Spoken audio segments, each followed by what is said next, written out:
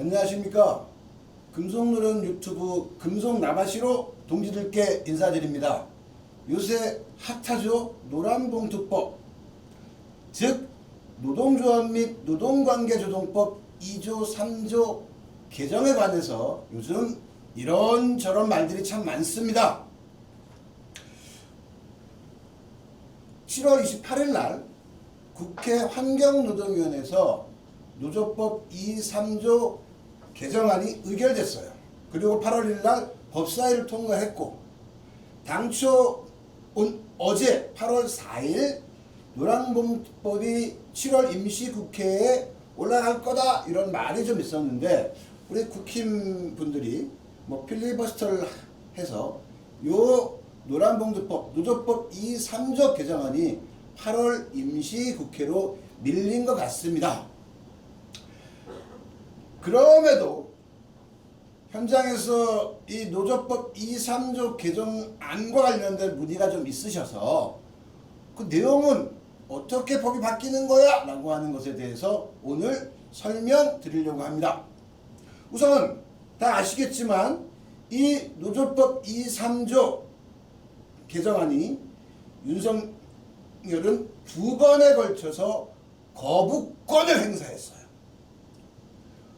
이 노조법 2, 3조 개정안은 노조의 불법 파업을 조장하는 거예요. 폭력에 면죄부를 주는 거예요. 라고 국힘이 이야기했어요, 당시. 그리고 당시 윤석열 정부 당시 고용노동부는 법치주의의 근간을 흔드는 거다. 이렇게 반대 입장을 표명했고, 윤석열은 두 번이나 거부권을 행사했습니다. 정권이 바뀌고 다시 노조법 2, 3조 개정안에 대해서 경영계와 국민의힘은 지금도 어떤 이야기를 하고 있냐? 하청 노동자들의 불법 파업을 용인하는 법이다. 하청 노동자의 불법 파업으로 산업 현장이 혼란이 야기될 것이다. 이런 주장을 하고 있습니다. 정말 그런지 한번 법 내용을 살펴보도록 하겠습니다. 노동조합 및 노동관계조정법 2조를 보면 근로자, 사용자 단체, 노동조합, 노동쟁의, 쟁의행위라는 용어에 대해서 정의하고 있어요. 대부분의 법을 보면 제1조 이 법을 제정한 목적이 뭐다 쭉 써있고, 제2조에서 이 법에서 사용하는 용어에 대해서 정의를 내리고 있어요. 역시 노조법도 2조에서 노조법에서 사용하는 용어에 대해서 정의를 내리고 있고, 3조에서는 뭐라고 써있냐? 이 법에 의한 단체 교섭 또는 쟁의행위에 대해서 사용자는 노동조합 또는 노동자에 대해서 손해배상을 청구할 수 없어 라고 손해배상 청구 제한 규정을 두고 있습니다. 이 내용을 일부 개정하는 거예요. 그래서 크게 보면 첫 번째, 제2조에서 정의 내리고 있는 사용자 범위를 확대했다. 두 번째, 간접고용노동자, 특수고용노동자 등 비전형 노동자들의 단결권을 일부 강화했다. 세 번째는 노동쟁의의 정의를 변경하면서 쟁의행위의 범위를 늘렸다. 그리고 사용자의 무분별한 손해배상 청구 제한을 일부 강화했다. 이 네 가지 내용입니다. 그래서 하나하나 살펴보도록 할게요. 우선 현행 제2조 2호에서 사용자를 정의 내리고 있어요.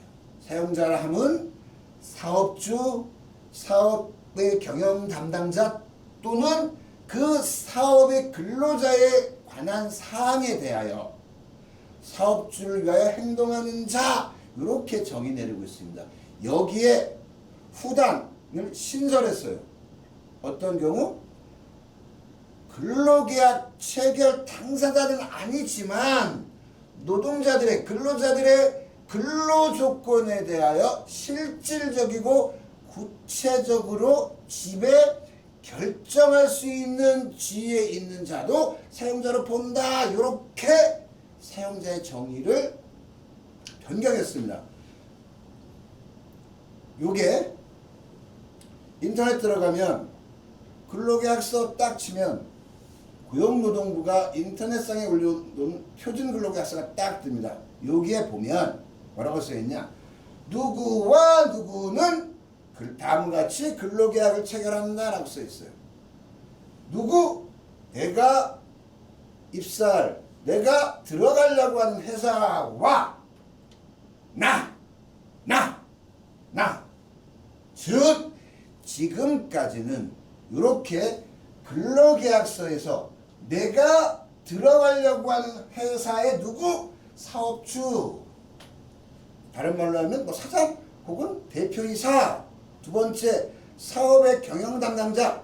다른 말로 하면 임원. 그 회사의 임원들.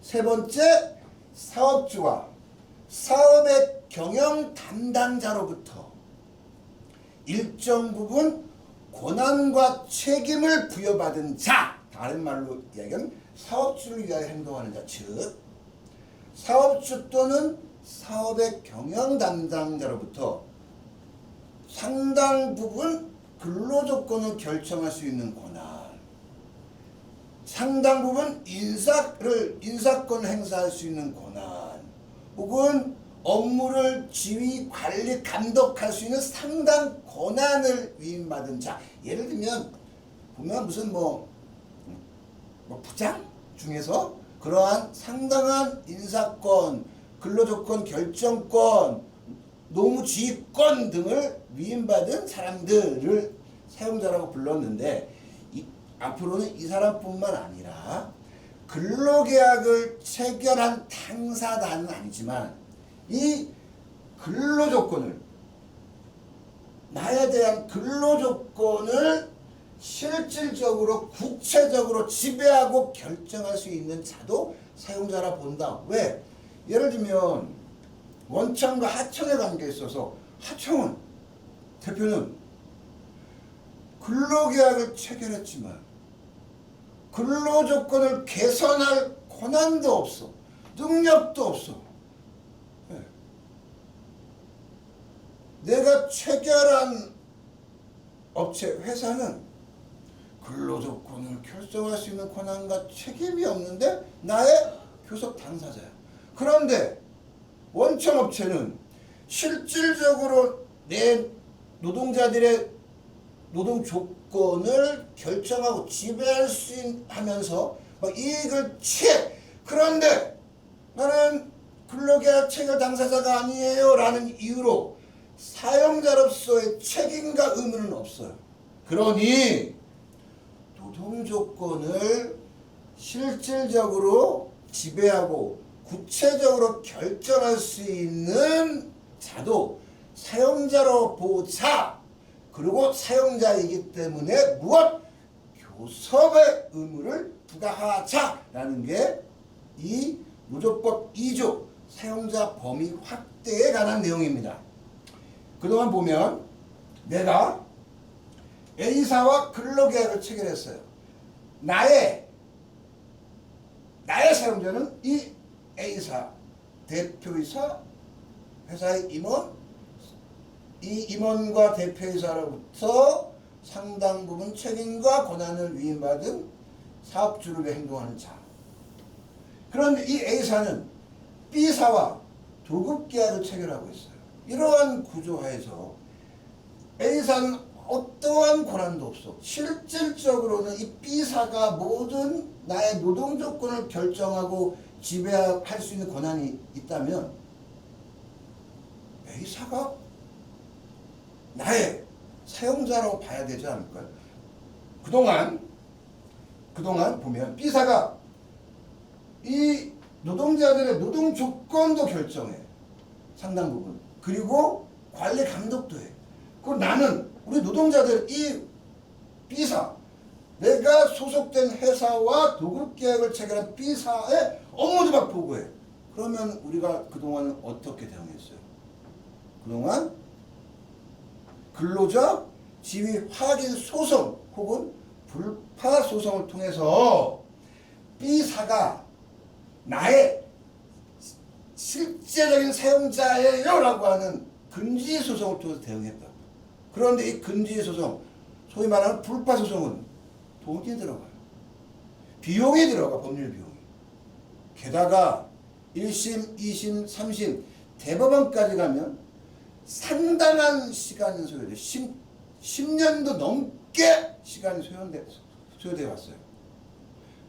실제적으로 나의 노동 조건을 결정할 수 있는 권한이 있음에도 불구하고 근로계약 체결 당사자가 아니라고 해서 사용자라고 난 아니야 B사가 그렇게 이야기하더라도 법원의 소송을 통해서 구제받을 수 있는 길은 있었습니다. 하지만 이거는 비용의 문제, 시간의 문제로서 우리 노동자들에게 쉽게 선택할 수 없는 방법이었죠. 이제 법이 개정된다면 근로계약을 직접 체결한 당사자가 아니지만 내 노동 조건을 지배하고 하고 결정하는 곳이 B사라고 한다면 B사에 대해서 직접적으로 교섭권을 요구할 수 있겠죠. 그러면 B사는 내가 소속된 나의 노동조합의 교섭을 바로 받아들일까? 저는 받아들이지 않을 것이라고 봅니다. 그러면 어떻게 할 거야? 우리는 우선 교섭 창구 단일화 절차에 참여하고 교섭권을 요구했을 때 아마 B사는 내가 소속된 노동조합의 교섭 요구를 공고하지 않을 거예요. 그러면 우리는 어떻게? 교섭 공고, 미공고에 대해서 어디에? 고용노동부에 이의 신청을 할 수 있겠죠. 아니, 노동위원회에 이의 신청을 할 수 있겠죠. 그럼 노동위원회가 판단하고 사용자를 보면 교섭권을 인정할 테고 사용자를 보지 않으면 교섭권을 부인하겠죠. 그래서 아마 이 법이 실제적으로 통과된다면 노동위원회 사건이 굉장히 많아질 것 같다. 법원이 아니라 1차적으로 노동위원회에서 사용자성을 우선적으로 결정할 것 같다라고 보여져요. 그러면 그동안은 A사, B사에 있었던 기존 노동조합은 어떤 문제가 발생하냐? 상당 부분 교섭이 지연될 가능성이 있습니다. 왜? 이 하청업체가 노조가 B사를 상대로 교섭권을 요구했는데 공고하지 않으로서 공고 이의 신청 사건이 들어가면 처리 기한은 10일입니다. 그런데 노동위원회법인가 보면 실제적인 법률적 효력은 판정문이 도달한 날로부터 법적 효력이 발생해요. 처리 기한은 10일이지만 그리고 처리 기한이 신문회의가 있는 날 결정한 내용은 날라올 거예요, 문자로. 그런데 판정문, 결정문이 아마 한 달 안으로 올 거라고요. 그러면 적어도 한 달 정도가 교섭이 확 늦춰지는 그런 문제가 발생할 수 있습니다. 두 번째, 이것에 불복해서 회사 또는 하청업체 노조가 이의 제기하면서 중노위가 이것도 똑같이 한 달 이상 소요될 거라고. 그것을 이유로 B사가 기존 노조의 교섭권을 거부해. 나 교섭할 수 없어라고 했을 때 기존 노조 입장에서는 상당 부분 교섭이 늦춰질, 지연될 가능성이 있다. 요 좀 주목해야 될 것 같고. 그리고 이보다는 다른 방법, 법원에 의한 신속한 교섭, 즉 단체교섭 응납가처분, 간접강제를 통한 단체교섭 응납가처분 사건도 좀 늘어날 가능성이 있다. 다만 단체교섭 응납가처분이 받아들여진다면 바로 교섭 혹은 교섭에 참여할 수 있겠지만 뭐 어쨌든 간에 이 사건을 법원이 어느 정도 빨리 처리해 주냐에 따라서 교섭이 신속하게 갈 수도 있고 좀 지연될 가능성도 있지만 단체교섭 응납 가처분 사건도 법원이 그렇게 빨리 처리하지는 않더라라고 해서 기존 노조는 어떤 문제? 교섭이 상당 부분 지연되고 늦춰질 가능성이 있다라고 말씀을 드립니다. 두 번째는 비전형 근로자의 단결권을 확대한 부분이에요. 노조법 2조의 근로자에 대해서 뭐라고 정의하고 있냐? 근로자란 임금, 급료, 기타 이에 준하는 수입에 의해 생활하는 자로 정의되어 있어요. 그런데 이 전통적인 관점에서의 근로자 정의에 벗어나는 사람들이 사회가 복잡하고 다양해지면서 생겼습니다. 간접고용 노동자들, 특수고용 노동자들, 플랫폼 노동자들, 프리랜서 이런 분들, 이런 부분들을 기존의 근로자의 정의에 담을 수가 없어요. 그리고 이분들이 임금이 아니라 수수료, 다른 형태로 이렇게 수입을 챙기다 보니까 전통적인 관점의 근로자가 아니다라고 하는 법원의 판례, 행정해석이 있다 보니까 어떤 문제가 생기냐? 근로자가 아닌 자의 가입을 허용하면 노동조합으로 보지 않는다라는 이 법률 조항과 충돌의 문제가 생겼습니다. 그래서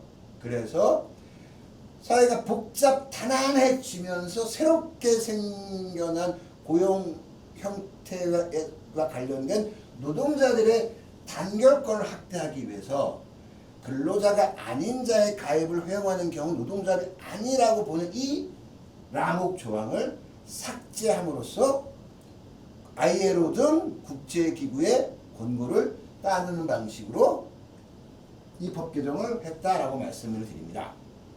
세 번째는 쟁의행위의 범위의 확대예요. 현재 노동쟁의를 노조법에서 어떻게 정의하고 있냐? 노동쟁의란 노동조합과 사용자 또는 사용자 단체 간의 임금, 노동시간, 복지, 해고, 기타 대우 등 근로조건의 결정에 관한 주장의 불일치로 인한 분쟁 상태, 이렇게 정의내리고 있습니다. 요 내용을 어떻게? 노동쟁의란 쭉 똑같이 노동임금, 노동시간, 복지, 해고, 근로자 지위, 기타 대우 등 근로조건의 결정에 관한 주장의 불일치 하나. 두 번째는 근로조건에 영향을 미치는 사업의 경영상에 관한 주장의 불일치.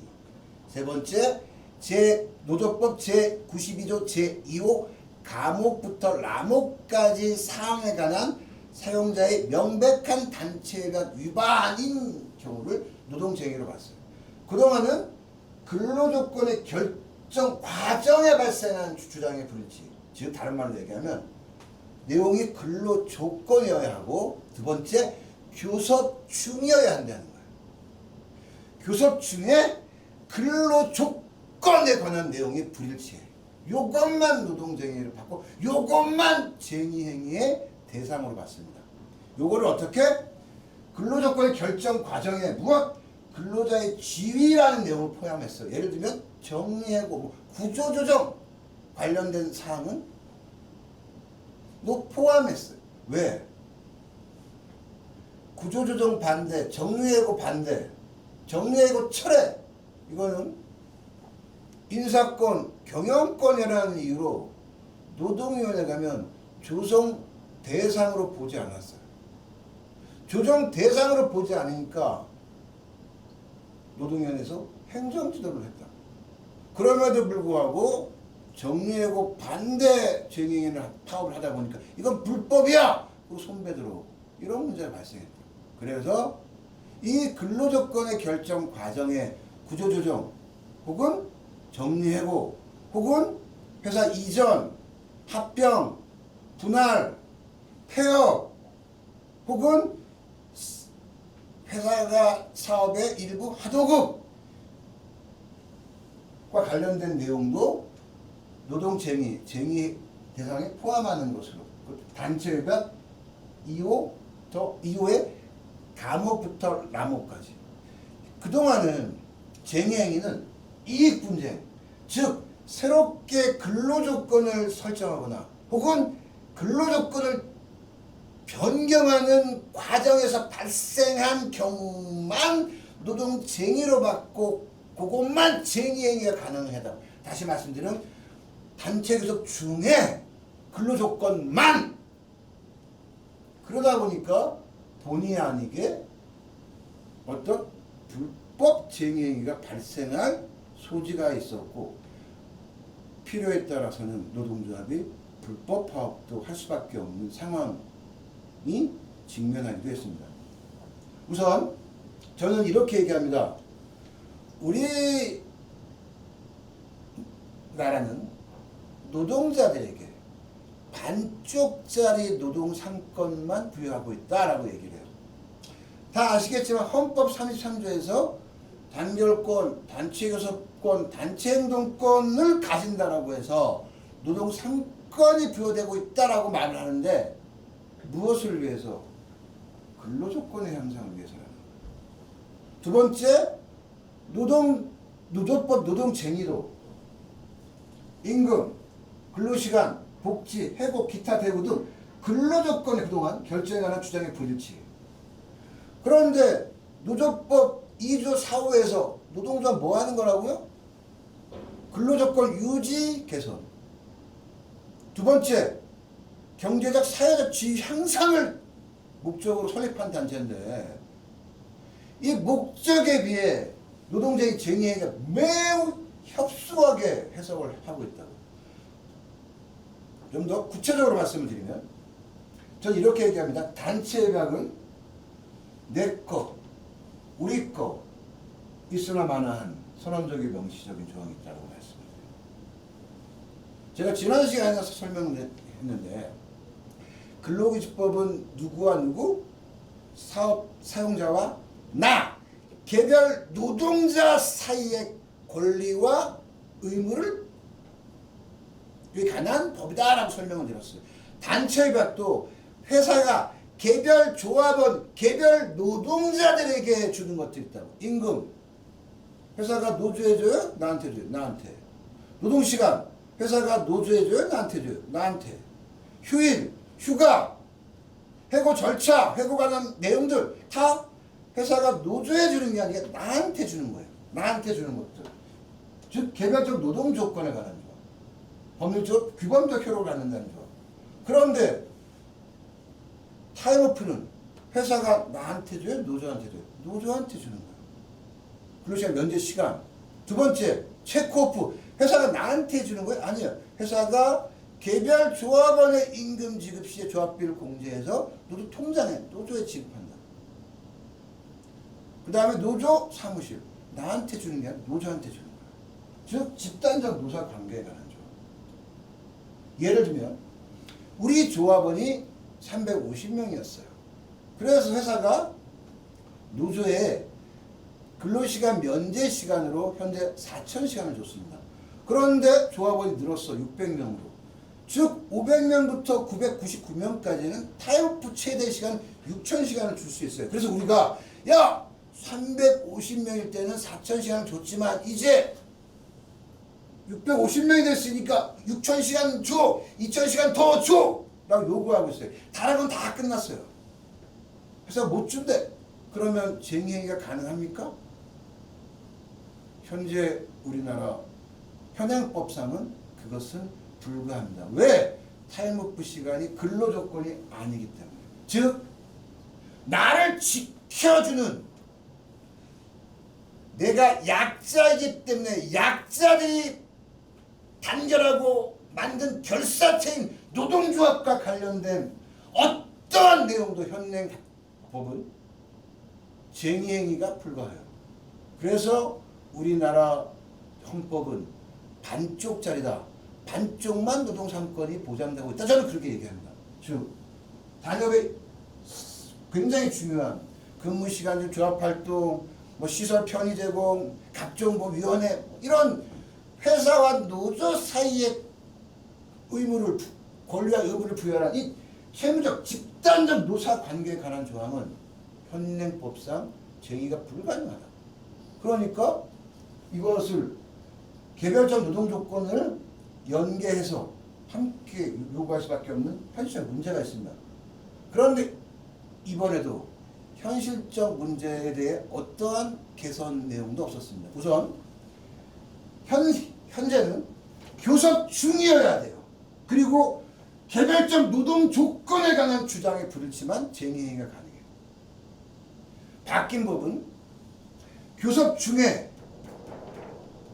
구조조정 내용, 정리해고 반대, 교섭 중이라면 가능하다는 거예요.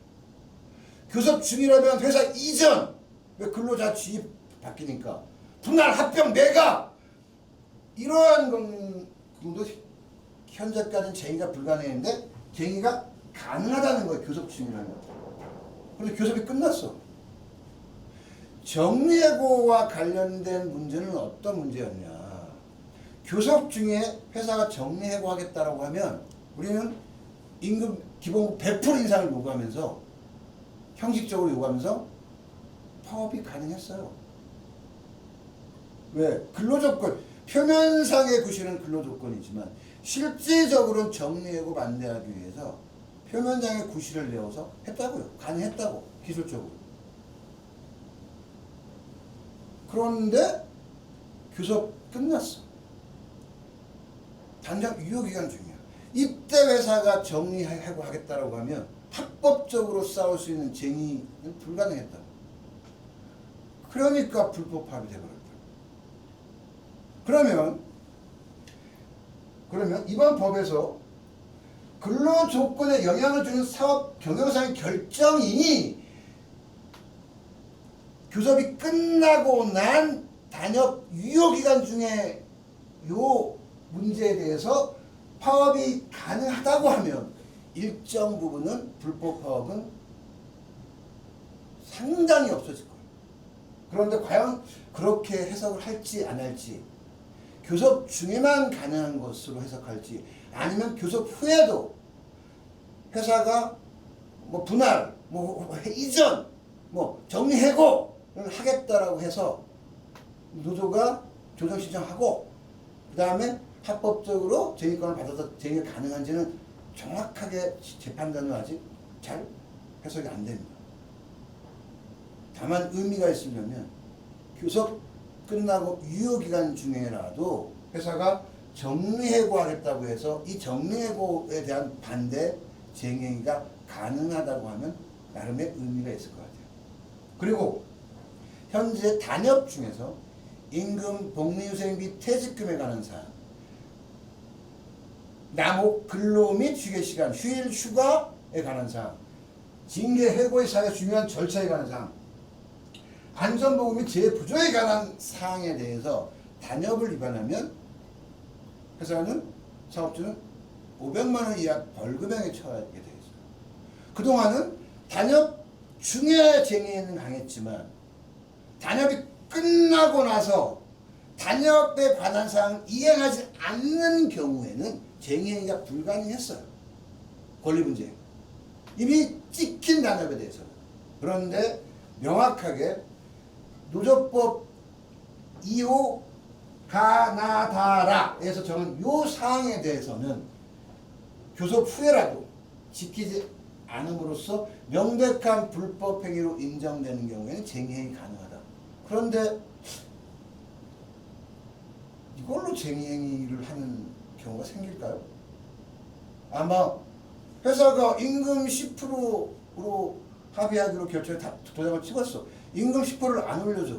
그동안 할 수 있었던 거는 노동부에 가가지고 회사가 임금 10% 인상하기로 했는데 안 올려줘요. 임금을 전액 지불하지 않아요 라고 해서 진정 혹은 고소 고발을 해왔는데 앞으로 쟁의행위도 가능하다는 거예요. 근데 이걸로 쟁의를 할까요?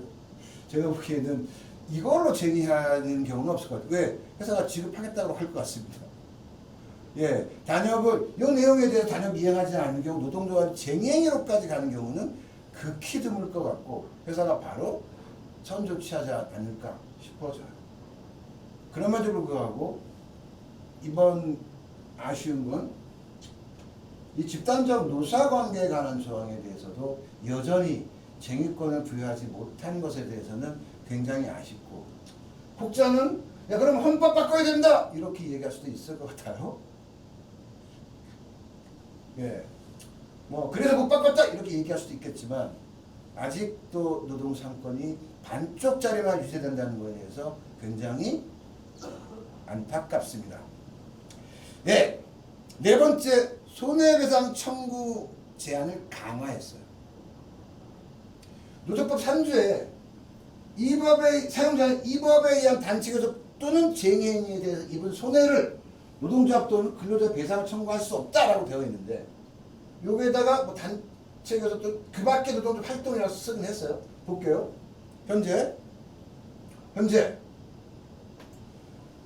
노조법에서는 주체의 정당성, 목적의 정당성, 수단의 정당성, 절차의 정당성이 있는 쟁의행위는 민사상 면책이에요. 형사상 면책이에요. 정당한 쟁의행위로 인해서 인사조치를 하면 부당노동행위로 처벌합니다. 즉 노동조합이 주체가 되어 쟁의행위를 관리하고 지도하고 책임하에 쟁의행위를 했어요. 문제없습니다. 근로조건의 유지 개선, 물론 쟁의행위 범위가 확대되면서 그 내용까지 포함했어요. 그게 맞는 쟁의행위를 했어요. 그리고 정상적으로 업무거부를 했습니다. 폭력을 가했어, 감금했어, 기물을 파괴했어. 그럼 별도의 형사처벌을 받는 거고. 예, 정상적인 업무거부를 했어요. 그리고 조정을 거치고 쟁의행위 찬반 투표, 과반 찬성을 얻어서 쟁의행위 했어. 이 경우에는 뭐다? 민사상, 형사상 면책이다. 인사조치 부당노동행위를 처벌한다. 그런데 여기서 노조법에서 정한 절차에 반하는 쟁의 행위를 했어요. 그러면 손배 청구가 가능하다, 가능하다라는 거예요. 여전히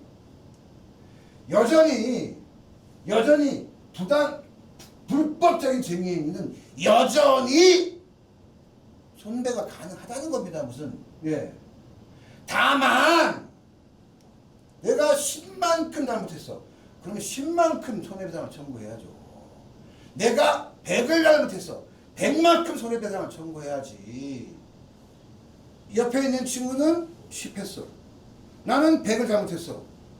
야, 너희 둘은 같이 50, 50 손해배상을 청구해 라고 하면 10만큼 잘못한 사람이 45라고 하는 더 손해배상을 청구해.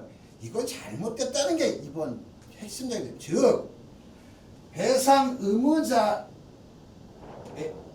대해서 잘못, 임금 수준, 책임 비율 이런 걸 가지고 잘못한 만큼만 손해배상 청구하라. 이것이 핵심적인 내용입니다.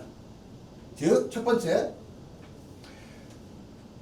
노조가 불법적인 쟁의행위를 해서 손해배상이 났더라도 사용자의 불법 행위에 대응하기 위한 쟁의행위였다면 손해배상 청구 불가능하다. 정당방위 있잖아요. 정당방위. 사업자 불법 행위로 발생한 쟁의행위는 손해배상 청구가 불가능하다라는 거예요. 대신 손해배상액이 결정됐지만 노조 또는 조합원들은 배상액에 대한 감면을 청구할 수 있는 감면 청구권을 부여했어요. 세 번째는 뭐냐? 아까 말씀드린 것처럼 이 사람의 귀책, 임금 수준에 잘못한 만큼, 그리고 우리 간혹 신원보증법에 의해서 회사 들어갈 때 신원보증인에게 이 손배 청구는 책임이 없다라는 거. 그리고 노조 존립을 위협하거나 조합 활동 방해하기 위해서 손해배상 청구는 하지 마라. 불허가 됐습니다. 볼게요. 첫 번째, 사용자의 불법 행위에 대하여 노동조합 또는 근로자의 이익을 방해하기 위해 부득이야 사용자에게 손해를 가한 노동조합 또는 근로자는 배상할 책임이 없다. 즉 사용자 불법 행위로 발생한 쟁의행위 손배는 청구로 불가능하다며. 그리고 이 법은 통과하는부터 적용하고 시행은 통과하는 날로부터 6개월 뒤에 시행하기로 했습니다. 노조법 2, 3조 개정안에 대해서 간략히 설명을 드렸습니다. 어디에 불법 파업을 조장하고 어디에 하청 노동자들의 파업이 확산되고 산업 현장이 혼란스러워. 그동안 노동자들에게 부여해야 할 권한을 이 법은 일부 더 부여했다. 일부 더 강화시킨 것에 불과하다라고 말씀을 드리면서 아쉽지만 그래도 조금은 나아진 법이다라고 말씀드리면서 오늘 금속나밭이 끝내도록 하겠습니다. 감사합니다.